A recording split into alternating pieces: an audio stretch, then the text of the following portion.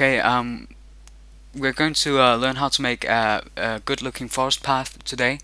Normally, the most common mistake is when we want to do that, we just take some forest and do like this, and then we say we need a road through it, and then we do like this, and that doesn't look very appealing to me. Perhaps I'm the wrong one, but I'll show you another way to do it.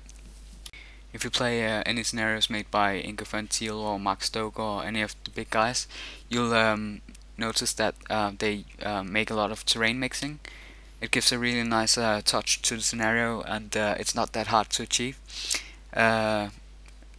It's it's hard to achieve if you want to make it look really good, but for the most purposes, a basic terrain mixing is enough.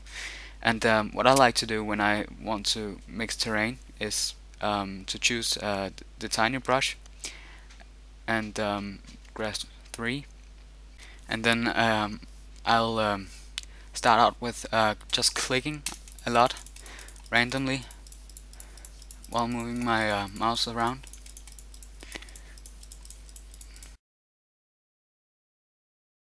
Not drag, but click, because if you drag it, it'll look you'll get the same result as if you used a big brush, and that's not very nice.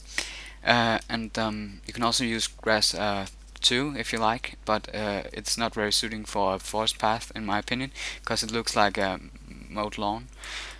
So it's a little too green, so I won't use that, but I'll use some dirt. Dirt 3 is a good one.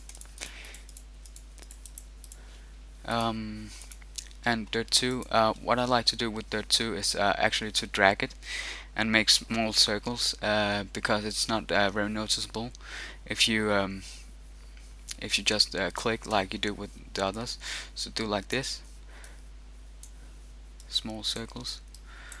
Well, of course, all this is a matter of taste on how you like to do it.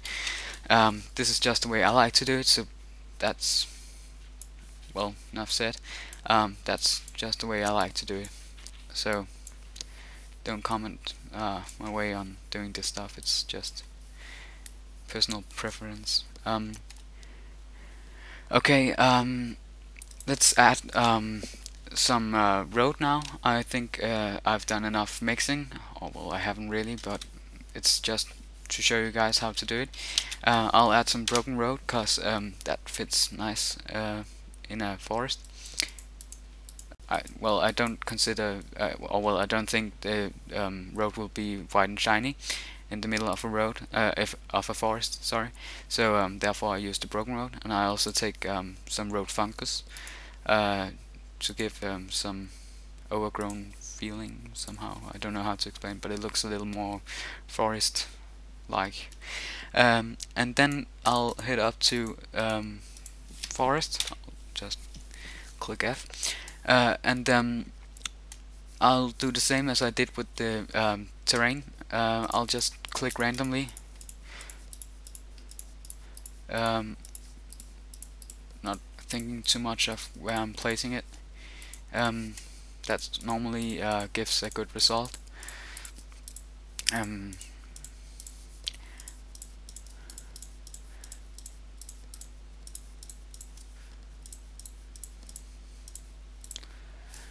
That looks good. And let's say we're making an RPG, a role-playing game. If you don't know what that is, it's where you have one character and you have to upgrade his armor and stuff, and well, there's normally a story when playing RPG. So let's say you you don't want him to wander off, like let's say you want him go from A to B, and let's say he starts exploring this area, and you don't want him to go on this side, or just to go this way. Then you can just click and drag like this to make a line, and you won't really notice it if you ask me. It's very useful to prevent people from exploring stuff they shouldn't explore until later. So therefore I like to do it like that. And let's say you have some, let's say the road bends and go like this, then you can just make the ugly sort of wood or forest to make it to fill in, and then in the outskirt just do the same as we did before, like the more scattered forest. um, that still looks nice, and you should of course do the same to the other side, otherwise it won't look good. But that's only if it bends. Never mind. Another thing we need to add is elevation, because that looks good and it's actually quite important for a scenario. It can actually decide a battle, because archers get a special bonus if they stand on a hill. So that can actually change the outcome of a battle. So I think it's rather important to include. And well, you can add elevations before you add trees, but well, it's a matter of taste, and well, if you ask me, it does make a big difference. So I'll just do it like this. And now I think we're done with the terrain. I think it looks nice and all that stuff. And now it's time to add some Gaia objects. So we head over to Units tab and choose Others, and then we go to Gaia, Player Gaia, and then we can add stuff, nature stuff. Let's say a neat trick is to add jungle trees, and then click on the rotate box down here, and then click on the jungle tree until you get some sort of bush looking tree like this, and then you can move it if you don't want it to stand there, and then you can add that's a nice way to add bushes to a forest that doesn't you know, that isn't forest bushes, this one. And you can also just use your arrow keys and then go up and down until you get the right kind of tree. But sometimes if you do it really fast, you'll skip it, and you have to wait a long time. But that's up to you how you want to do it. And let's say we can also add some plants. This one, and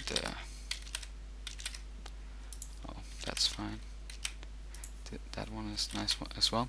And then some rocks, they are quite useful as well.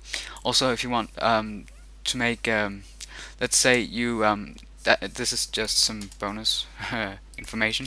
If you make a water shore, or if you make a forest like this, that you shouldn't really, and you make some water, and you don't want anyone to go to this side of the shore, of the lake, sorry, you can go to the Others tab and choose Gaia, and then use rocks to block like this. It's very commonly used in scenarios. It's not a very unnormal thing, but if you didn't know, that's a nice way to block people from going somewhere in a natural way instead of making walls and stuff. So that's just a little tip. And let's say yeah, we can add some ruins as well. Whoops, not two, just one. Whoop. Or maybe, oh yes, two looks good. And then perhaps some rubbles, and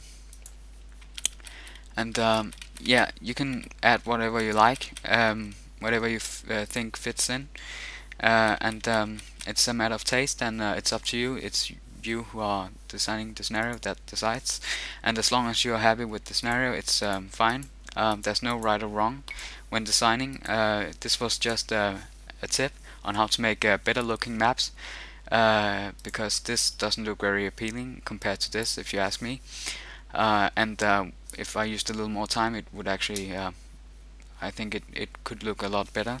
But this was just quickly made, and just to show you guys how to make a basic forest path. I hope you learned something, and that you will use this in your scenarios. And please comment, rate, and subscribe. And yeah, thanks for watching. And yes, that's it for now. Take care, guys.